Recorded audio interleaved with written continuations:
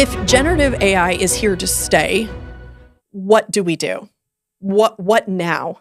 We're going to talk about this in the coming episodes, but as we wrap up this episode, I want to challenge your thinking. I want to challenge your mindset. So we've talked about myths, we talked about misconceptions, and I want to end this episode talking about your mindset about AI.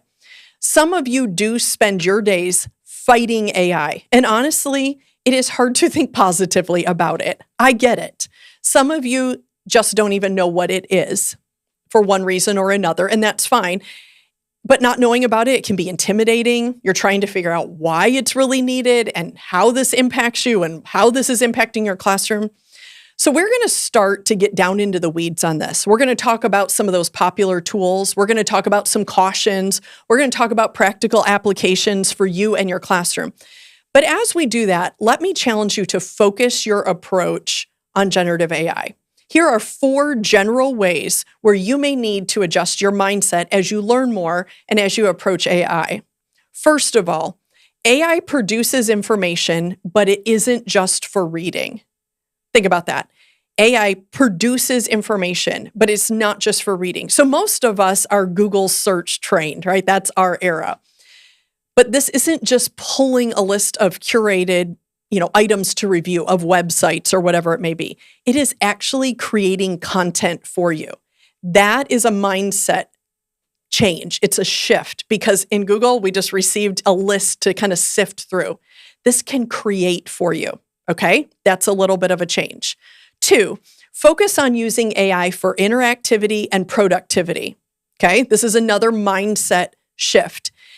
This isn't just a cheating tool or an answer machine, as I've heard it called. This is a tool that can actually help you. You can interact with it. It can help you streamline and enhance so many different areas of your life, even as an educator.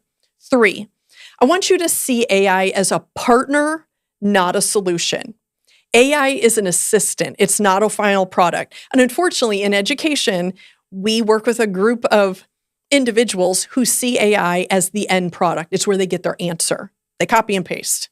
It writes it for them. And so that's kind of the mindset we've fallen into a little bit, but that's not what it is. It is a tool. It's number 4, a starting point. It's not the end point. Unfortunately, AI just worked quietly in the background of our lives until it just burst into our classroom as a cheating tool. But again, that isn't how it's meant to be used. That is abuse of a really great tool.